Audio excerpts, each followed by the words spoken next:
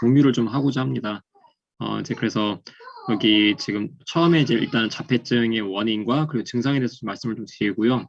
그리고 지금 현재로는 아직까지 지금 자폐증을 지금 치료하는 이제 별도의 이제 그런 그 약물은 없습니다.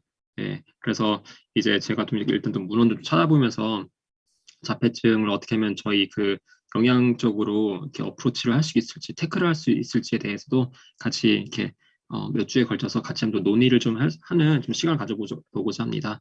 여기 지금 보시면 혹시 KBS 월화 드라마 이게 좀 약간 옛날에 있던 드라마인데 이게 주원 그 씨가 나온 그 드라마죠. 네, 의학 드라마 굿닥터 혹시 보신 분 계실까요? 네, 보신 분 계시면 혹시 1번 한번 눌러주시겠어요? 이게 되게 굉장히 유명한 드라마라서 네, 다들 혹시 너무 사업하느라 바쁘신지 모르겠지만, 네. 보신 분들 계실지 모르겠네요. 네. 예, 다들, 네, 어떤 분은, 네, 이렇게, 네네. 네. 지금 김영희 사장님 보셨고, 그래서 일단은 이 굿닥터에서 지금 이렇게 보면은 여기 주원 씨가 그 자폐증을 가지고 있는 이제 그런 그 의사로 나오는데, 이 부분에 대해서도 좀 제가 좀 더 그 이게 자폐증은 또 아니고 이게 또 약간 또 다른 또 이제 이게 그 이제 병인데 이걸 또 다시 한번 제가 또 여러분께 같이 한번 또 차이점을 좀 같이 한번 말씀을 드리도록 하겠습니다.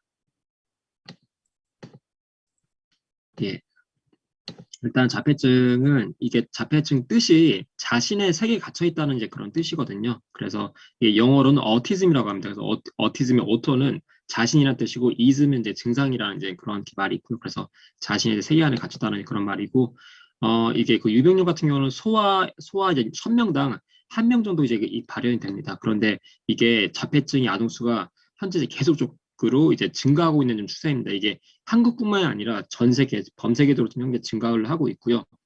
이제 영국 같은 경우는 이게 그 20년 동안 무려 8배나 이제 증가를 하게 됐고, 한국과 같은 경우는 지금 3년 동안에 벌써 3분의 1 정도나 더 많이 자폐증을 갖고 있다는 이제 그런 네, 통계들이 좀 나오고 있습니다. 그래서 이 자폐에 대해서 좀 약간 좀 심각한 상태로 좀 계속적으로 지금 이게 증가를 하고 있고요. 그리고 남자아이들이 여자아이들에 비해서 3배에서 5배 정도 더 많이 발생하는 게 바로 이 자폐증입니다. 그래서 이 정의를 좀 보면은 이 자폐증이라 하면 이게 증상들이 또 굉장히 많습니다. 굉장히 많이 있고 되게 굉장히 약간 미약한 이렇게 좀 경미한 그 이제 증상부터 되게 심각한 정도까지 굉장히 다르기 때문에 이걸 여러 가지로 한꺼번에 이렇게 이거를 이렇게 뭉쳐서 자폐 스펙트럼 장애라고 이제 불리고요. 그래서 이 자폐증은 사회적으로 상호작용에 어려움이 있고 어떤 특정 분야에 대해서 제한적이고 반복적인 관심과 행동을 이제 보이는데 뇌신경 발달 장애입니다. 예. 그래서 이제 이건 정신적인 질환은 아니고 이제 발달 장애인 거죠. 그래서 자폐증 갖고 있는 이제 아이들은 이제 보통 가까운 이제 한두 명의 사람 외에는 다른 사람과 관계가 굉장히 부족합니다. 그리고 이제 언어가 이제 발달하는 게 굉장히 이제 좀 지체가 되고 이제 억양이 굉장히 독특하고 단조로운 음으로 말하는 게 약간 특징이 있습니다. 그리고 이제 진단 같은 경우는 이제 만 3세 이전에 진단된 경우가 많은데 이제 그 이후에도 이제는 이걸 캐치를 못하는 경우가 많거든요.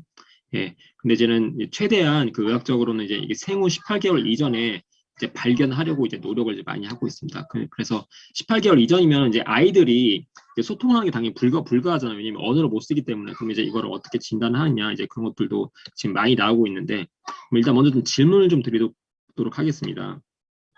이 자폐증을 이제는 그 아이가 갖고 있으면 보통 이제 부모들이 양육 방식 잘못됐다. 그러니까 예를 들어서 좀 되게 굉장히 냉담하게 그 훈육을 하고 있는 이제 그런 방식 때문에 이런 자폐가 이제 일어나는 것이 아니냐라고 이제 하는데 이제 만약에 부모의 양육 방식이 자폐증 발생의 원인이 될까요? 네. 혹시 발생의 원인이다. 그러면 이제 1번, 네, 발생의 원인이 아니면 이제 2번 좀 이렇게 눌러주시겠어요?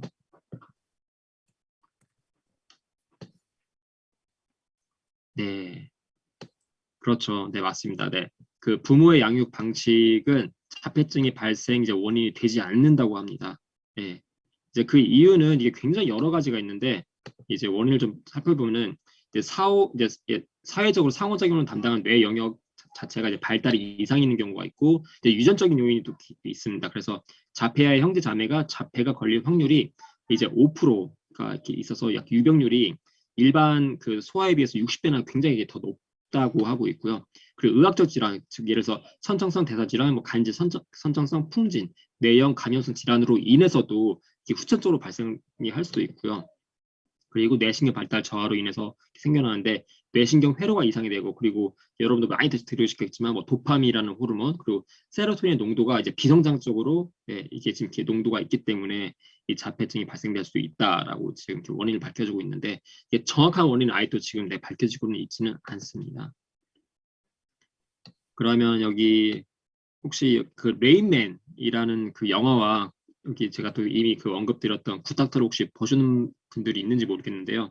이렇게 보시면은 레인맨에서 나오는 여기 더스틴 허프만이라는 이런 사람은 굉장히 정말 이렇게 엄청난 그 암기력을 갖고 있죠. 네. 그리고 굿닥터에서 이렇게 나오는 여기 주원 씨가 이제는 이 연기한 이 의사도 엄청난 암기력을 갖고 있는데, 그러면 이게 자폐증이냐, 또 이게 또 이것도 아니거든요. 이러한 사람들 서반트 증후군을 갖고 있다고 하는데, 이 서반트 증후군은 뭐냐? 자폐증과 서반트 증후군은 같다? 네, 이게 전혀 다른 겁니다. 그런데 이제 서반트 증후군은 굉장히 이게 발현되기 굉장히 이게 엄청나게 낮은 확률이 나오거든요. 그래서 발생 확률이 100만 분의 1, 한 명꼴로 이게 서반트 증후군이 나옵니다. 그래서 그렇지만 자폐증 환자 중에 서반트 증후군이 10% 정도는 이제 발현이 되고요. 그리고 서반트 증후군은 이제 반이 이제 자폐증을 갖고 있고, 그리고 나머지 반은 이제 뇌질환, 뇌 손상으로 인해서 이런 서반트 증후군이 나올 수가 있습니다. 그리고 서반트 증후군은 이제 보시면은 영화나 드라마 통해서 많이 보셨을 거예요. 그래서 아까 여기 오른쪽에 보이는 이제 그런 영화들, 그리고 드라마와 같이 이제 이러한 굉장한 이런 암기력들이라든지 이런 특기들 갖고 있는데, 뭐 미술적인 이제 그런 감각들, 음악적으로 거의 천재인 분들 굉장히 많고요. 한 번 딱 들으면 이렇게 거의 그 노래나 이런 곡들을 이렇게 다 이렇게 뭐 피아노로 하시는 그런 분도 있으시고, 언어적으로 굉장히 천재인 분들이 많습니다. 예를 들어서 뭐 몇십 개의 언어를 이렇게 구사하는 그런 분들도 있고요. 네. 그리고 또 예를 들어서 한번 이렇게 도시를 이렇게 보면은, 그러니까 이런 분도 있거든요. 그 헬기를 딱 타고 다니다가 헬기 위에서 이제 도시의 이제는 전체적인 그 이제 이제 풍경을 보고 도시 전체를 본 걸 눈으로 다 암기를 해서 이제 그림으로 그린 사람들도 있습니다. 예. 그런 사람들 굉장히 천재적인 그런 기질을 갖고 있는데, 이런 사람들이 바로 서반트 증후군이죠. 하지만 서반트 증후군은 자폐증은 아닙니다. 예. 자폐증과 약간 헷갈릴 수가 있는데 헷갈리지 말라고 좀 말씀을 드리는 부분이고요. 자폐증의 증상으로는 이제 저희가 이제 18개월 이전에 이 자폐증을 이제 진단하는 게 굉장히 중요한데, 그러면 좀 그러니까 볼 수 있는 게 좀 여러 가지가 그런 피처들이 있는데, 아이가 이제 부모와 눈 맞춤을 하는지 좀 이렇게 보는 게 굉장히 중요한데, 예를 들어서 이 일반적인 그 아이와 그 자폐증을 갖고 있는 아이의 이제는 그 망막에다가 이 모션 센서를 달아가지고 이 눈이 어디를 보고 있는지 그런 것들 이렇게 연구한 결과가 있습니다. 그래서 왼쪽 이 사진을 보시면은 일반적인 아이들은 이러한 그 엄마들과 같은 이러한 그 형상, 그 이미지를 보여주면은 보통 이제 그 엄마, 그리고 이제는 이 사람의 얼굴 전체적인 걸 보는데, 자폐증을 갖고 있는 아이 같은 경우는 이 엄마의 그 이미지 전체적인 얼굴을 보는 것보다는 엄마가 갖고 있는 이러한 스푼들, 그리고 이러한 그 도구들, 이러한 그 물질들에 대해서만 더욱더 이렇게 많은 그 이제 흥미를 보인다고 해가지고, 이게 굉장히 좀 약간 다른 걸 좀 볼 수가 있고요. 그리고 또 다른 증상으로는 이제 아이의 이름을 불렀을 때 반응하는가, 자폐증을 갖고 있는 아이들은 이제 이름을 불렀을 때 반응을 하지 않습니다. 약간 옹알이 한 것도 되게 굉장히 느리고요.